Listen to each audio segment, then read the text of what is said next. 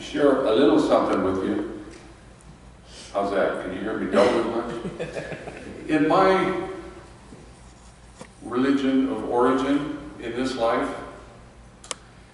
when we would walk into church, especially if we walked in the middle aisle before we take our seat, or when we came out of our seat, we genuflect, which means you drop one knee to the floor. Because, what? Yes. Because up at the front, up on the altar, was a tabernacle where the host was encased. And the host was a representative of God.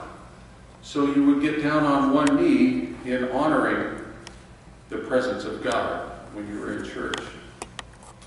And when I originally shared with Sharon that I was going to be speaking today, and just, kind of being open to, well, what would be the topic for today? She suggested size doesn't matter, because we're both on pulpit today. And I'm literally twice her size. And with all that in mind, when I first met her, don't get the wrong idea. Just because I'm dropping the wrong knee.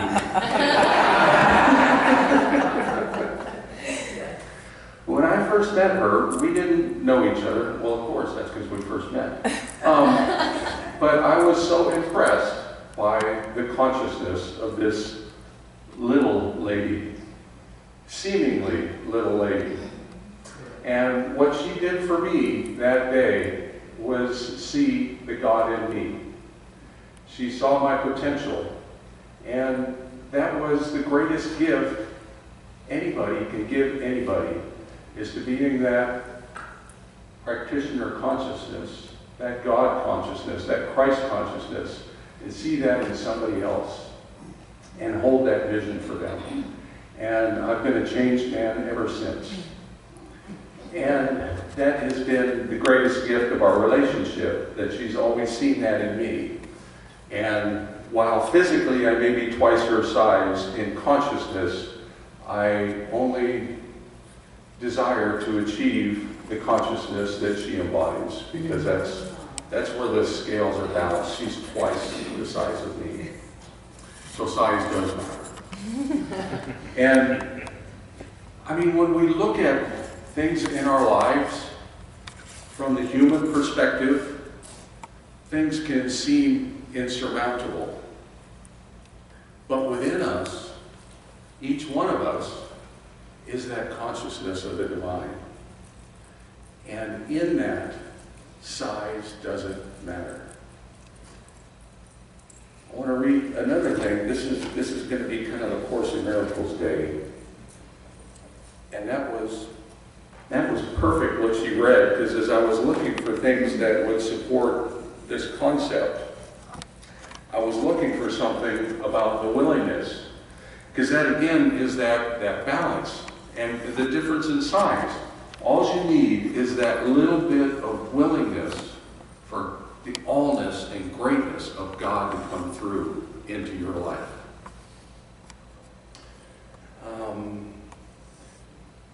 Now, difficulty also means size. In the Course it says, there is no order of difficulty in miracles because all of God's sons are of equal value, and their equality is their oneness. The whole power of God is in every part of him, and nothing contradictory to his will is either great or small, and nothing contradictory to his will is either great or small. What does not exist has no size and no measure. To God, all things are possible, and to Christ, it is given to be like the Father. Christ wasn't Jesus' last name. Christ was the consciousness that he carried. It is our consciousness, by our very nature, to know our divine essence, that we are one with God. And so in that allness that God is, no matter what our challenges in life may look like, big or small, when we tune into, align with, open ourselves to that presence of the divine, everything can be taken care of. There is answers for every challenge. When I love watching these shows on the universe. It's mind-boggling. It goes back to years ago, decades ago, when I was hearing Carl Sagan talk about billions and billions of galaxies, not just stars, galaxies. And all those galaxies came from what the theoretical physicists say was just the minutest particle, the singularity. From that singularity, that thought of God into the vast expanse of dark matter, unmanifest matter, the body of God, from that singularity came forth the whole universe. Universes. I just heard another thing just last night when they were talking about every galaxy. At the center of every galaxy is a black hole. They don't know what to call it. They don't know what it is, but it's a black hole that's immensely dense. And all of that came from this little singularity. And now they're theorizing that when you go into a black hole, it is a portal to another universe of billions and billions of galaxies. So there's billions and billions of galaxies with black holes at the center going to other billions and billions of galaxies. There's no end to it. When I heard Carl Sagan talking about that, it really put my little bitty problems in perspective. And when I heard about this last night and thinking about the enormity of God, that really put my little bitty problems in perspective. So there's nothing going on in my life that God can't handle. There's nothing that's going on in my life that is bigger than God. And you are God. So there's nothing in your life that is bigger than you are. It may be bigger than the consciousness you might be experiencing in a moment, but in that holy instant, you are greater than anything that is in front of you, and everything. When we think of that consciousness of the practitioner, it reminds me of so many people that I know. It reminds me of the consciousness that sings God's voice through the music, through the people that come here and sing. It lives and expresses through the consciousness of Jyoti, God is all there is, and the consciousness that lives that and knows that. It's in the consciousness of the school counselor that has a child in front of it that has been bullied. And she knows that that is God sitting in front of her and reminds him that whatever these people are doing has absolutely nothing to do with you, with that child, with that adult, with anybody else. That is their expression that's not in alignment with their divinity. And so our job as practitioners, all of us, because we have the consciousness to know, that's why we're here, to acknowledge the consciousness of God in everybody. I think we all can say that we know from our own experience, we may not always act from that awareness, but we're here today because we know that awareness is true. And we know that God is acting, living, and expressing through us. And so we remind ourselves, we come here today, we read books, we listen to music, we listen to talks. We love the reminder. We love the reminder that we are divine, that God is in us, and to see that in everybody else. I know what a shift it makes in my life when I look at others as walking Christs in disguise. Because that's what we all are, that Christ light, that Christ consciousness. Knowing that we are divine and everybody else is divine. It's all God. Now there was there's another paragraph here that I wanted to share with you. Forget not that it has been your decision to make everything that is natural and easy for you impossible. If you believe the holy instant is difficult for you, it is because you have become the arbiter of what is possible and remain unwilling to give place to the one who knows. The whole belief in orders of difficulty in miracles is centered on this. Everything God wills is not only possible, but has already happened. And that is why the past has gone.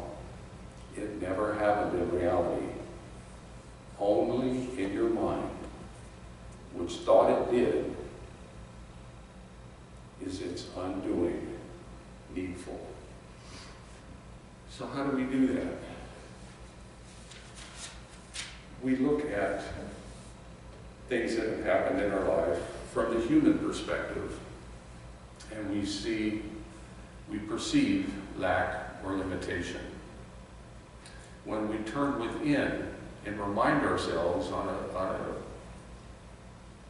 religious basis, making religion out of our practice, then we shift our consciousness to a greater awareness of the truth of who we are and what's in back of us. The allness of God, the absolute potential. When we see when we have a perception of something that is lacking, it's generally for us to fill that void. If we have displeasure, if we don't feel in alignment with our job, we don't feel that our bank accounts are fully funded, if we don't see our relationships being as what they should be, as good, as full, as loving, as supportive, let us take pause and get out of our mind and move into that still space, that silent place where God is known. Within that space is the answers to everything. The answer to a job that will fulfill you.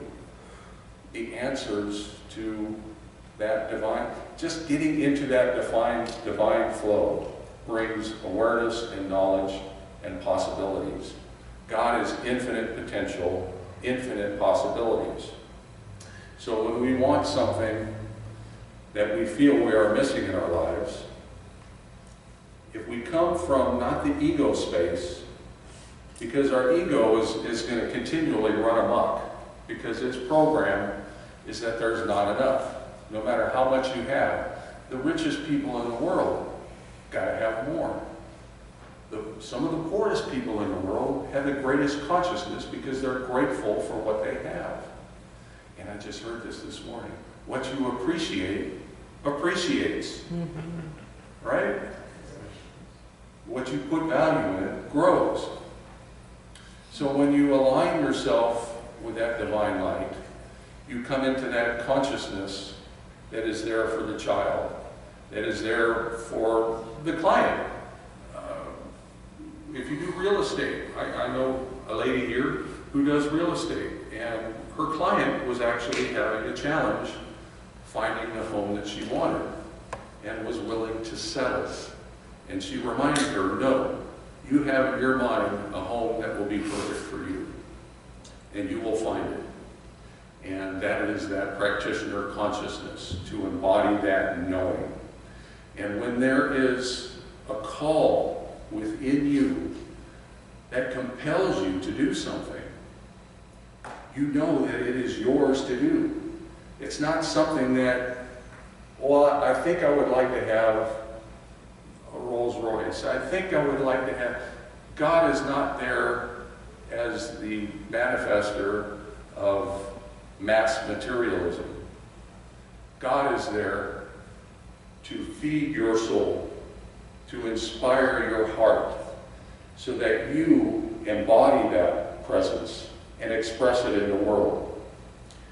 You may do the littlest thing that comes from your heart, and to you it's something that is so minor, so little, that you hardly even notice it, and yet affects somebody around you profoundly, and you don't even know it. Maybe, if you're lucky, years later, you'll encounter that person again and find out just how much that flow of God that came from you inspired them in their lives to be more fulfilled, to follow their passion, to follow their gifts, and express it in the world. And when you're doing that, you're in that flow, so everything else is flowing too. Good health, finances, relationships, it all comes from that divine flow. Another currency is current, electrical current. When you cut off that divine flow, when you're not standing in that current of God, then you're restricting all that God is to flow through you. It's kind of like the boy in the dike. You think of your ego as the dike. God wants to get through. Your little bit of willingness, that little bitty hole in the dike, allows God to flow through. Don't stick your finger in the dike.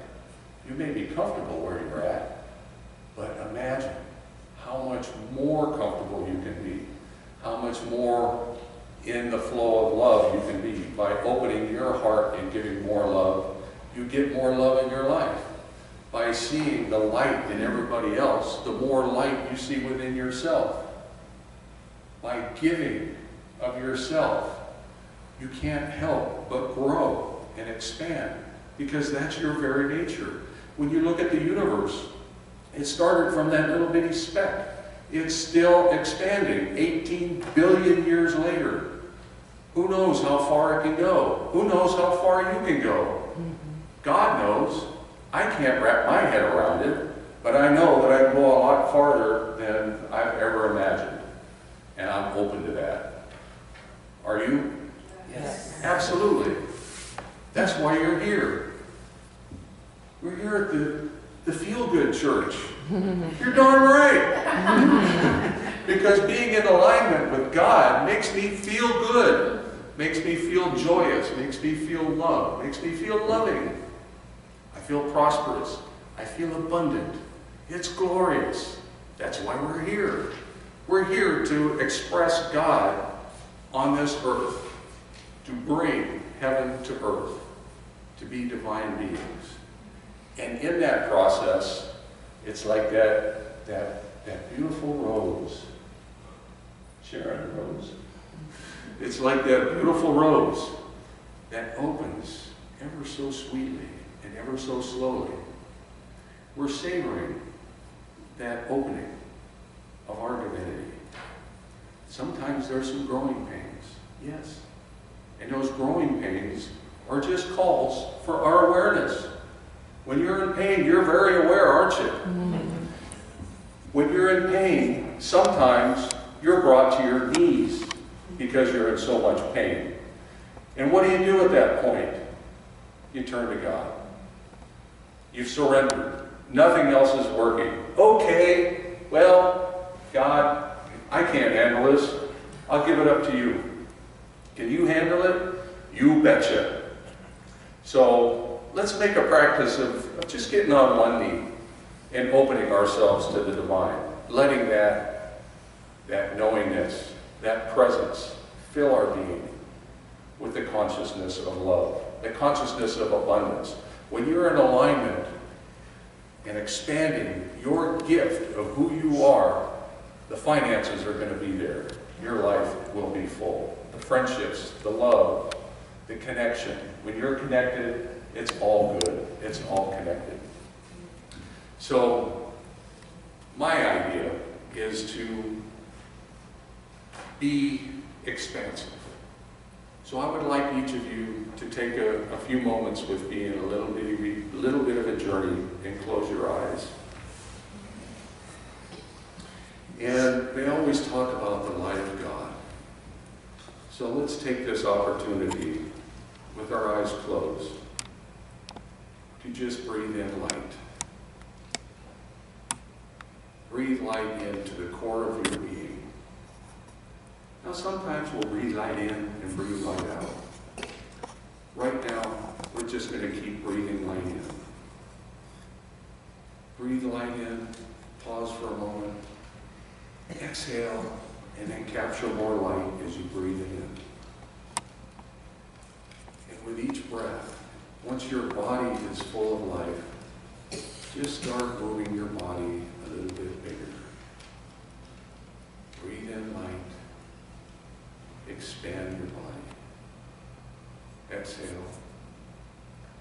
Breathe light in. Expand your presence. With each breath, so that you are getting bigger and bigger and bigger. You're embodying more of God. Now you're the size of a Macy's day. Macy's float. You're so big. Keep bringing in more light. Expanding yourself to where you're now the size of a cloud. With more light. Expanding bigger and bigger to where you're above the earth. Now, the body, you're getting so big. The body just seems to dissolve away. More light. You're as big as the solar system. Beyond. You're expanding into the galaxy, into the universe,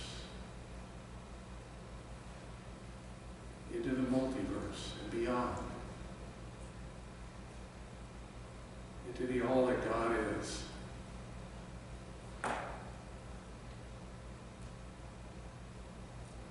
Because you are one with God. There is nothing else.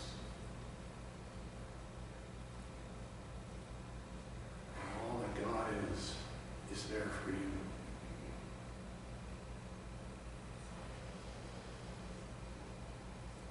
And I know that God is the all that there is. I know that presence, that God, is the essence of each and every one of us. And I know that God's synchronicity, God's harmony, God's love moves through us and throughout our lives and all of our affairs, bringing forth more expression, more awareness, more health, more relationships, more abundance, more knowledge, more love